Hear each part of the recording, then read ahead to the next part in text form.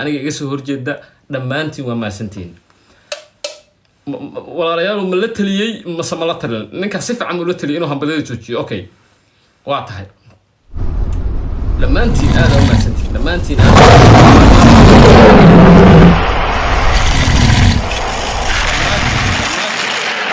sharmaake aad u maasantaa sharmaake aad u maasantaa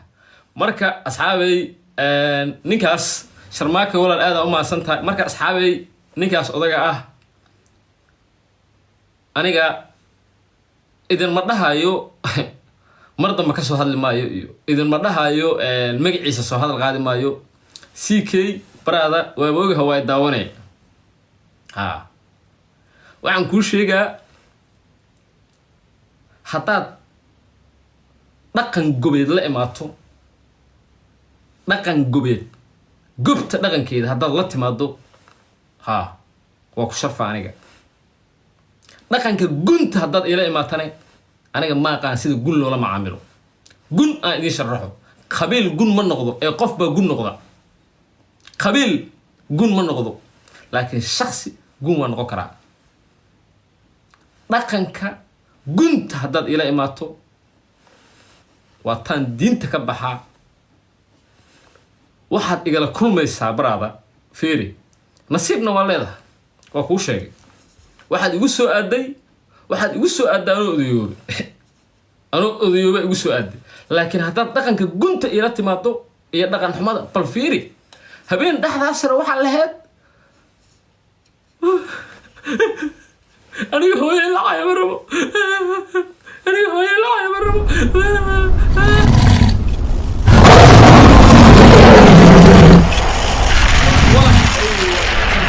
Mrs. Wall waa hooyo fiiri Mrs. Wall waa hooyo Maariis waa hooyo fartuun babalaarka waa hooyo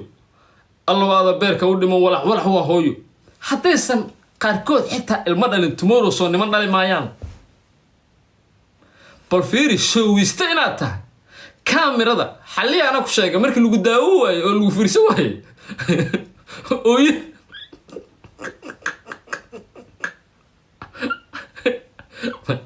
marka waxaan kuu sheegaa wadaqan waxaan kuu sheegayaa dhaqanka gunta haddaad ila timaado aniga gun sida loola macaamilo maaqaan sida gun loola macaamilo maaqaan haddaad dhaqanka gobta ila timaadane markaas waa laga yaabaa inaan ku sharfo ha iga sugin inaad walax nacaydo allow aadan beerka u dhiman maariis nacaydo Mrs. Wall nacaydo fartuun babalaarka nacaydo anigana aan kuu qoslo ha iga sugin nefa ha iga sugin wiilkayga maxamed aamin iyo gabadhayda muhiim hooyadood midda kale saaxiib waxaan kala yaabay adiga nin fiicanna waa iska dhigay fiiri waligay nin kula mida maarag ani saaxiibu siikeeyo waa kaa yaab fiidowga hadda aad soo duubtay mar waxaad iska dhigaysaa nin fiican bal horta hadalka waxaa fiican moogta hadalka waxaa fiican inuu leeyahay milix ama wax yar oo maaragtay dhadhan ahoo qofku uu fahmi karo muuqaalkaas bal daawada ilmahayga hooyadooda lagu caynaa dhegaysayaa milyuun roble markii la jooga hooyaday waa dhimatay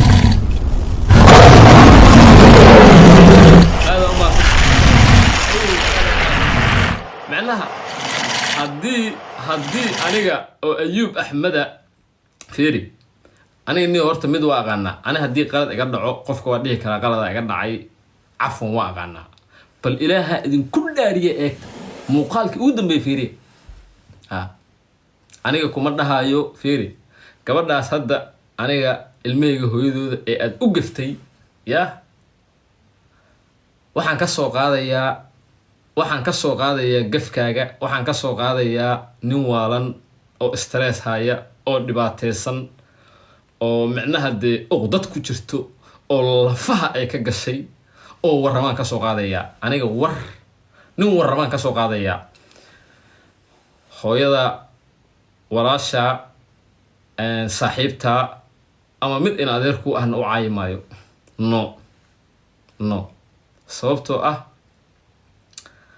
haddii hadalkaaga aniga uu idiiriyo oo igu kallifo inaan gabar kale caayo ama adiga ha ku xigto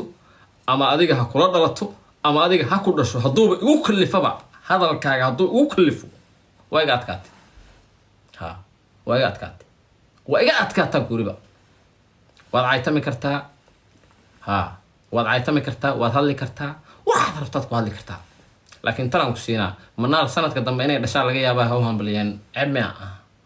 manaal waa dhale insha Allah waa dhale manaal waa dhale mar dambe ha u hambaliyeen calaa taal.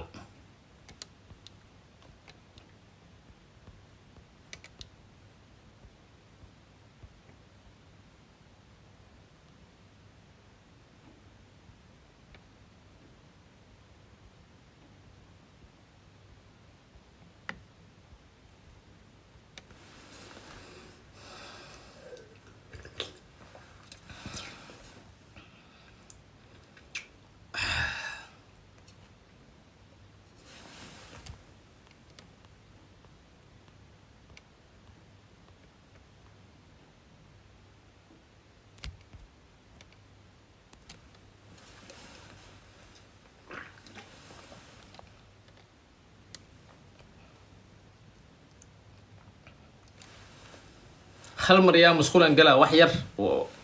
soo laabana garaa noqdo.